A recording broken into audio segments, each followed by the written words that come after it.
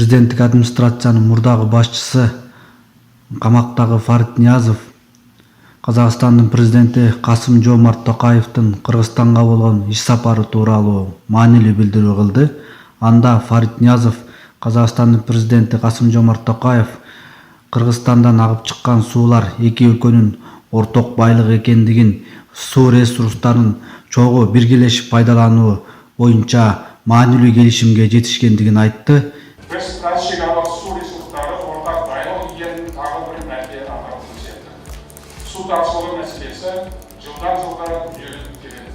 Беделді халықаралық экологиялық ұйымдар осындай болжам жасап отыр. Келешекте су көп болмайды, тапшы болады. Бұл анық нәрсе. Сондықтан Орталық Азия мемлекеттері бірлескен жұмыстарды қолға алу қажет. По Конституции президент Джапаров не имеет права соглашаться с позицией и с тезисом, выдвинутым господином Токаевым по водным ресурсам Кыргызстана. Уверен, ни одного меня удивило и задело молчание президента Кыргызстана Садыра Джапарова в ответ на слова Касым-Жомарта Токаева по итогам официального визита в Кыргызстан.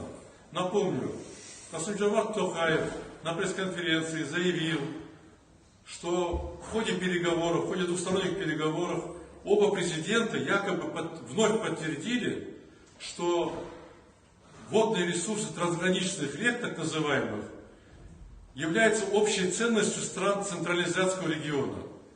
Общей ценностью нет такого. Позиция Кыргызстана давно ясно выражена по-другому, она иная позиция. И логика президента Казахстана вполне проста и понятна.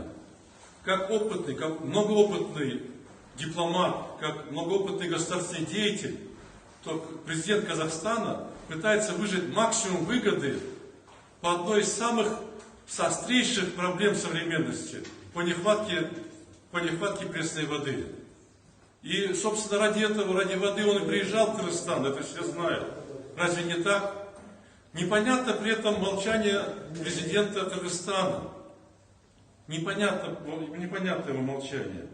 И хочется верить, что некорректные слова об общей ценности стран региона на водные ресурсы Кыргызстана, хочется верить, что эти слова не попали в текст официальных документов по итогам визита. Потому что Конституция Кыргызской Республики однозначно определяет водные ресурсы Кыргызстана как исключительную собственность Кыргызской Республики. Исключительную собственность.